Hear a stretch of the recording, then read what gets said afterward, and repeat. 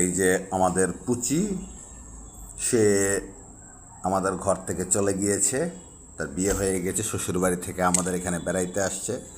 আপুচি, পুচি, তোর কি খবর? আও, ভালো? হ্যাঁ, আহ, কি সুন্দর করে খায় পুচি। আয় পুচি, পুচি, এটা কি পুচি? পুচির বাচ্চা। পুচি, এদিক তাকা, এদিক তাকা তো, একটু তাকা তো।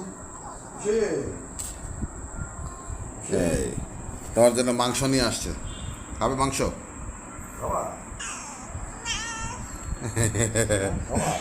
মাংস দেখে কেমন করে। হ্যাঁ, বুঝছি।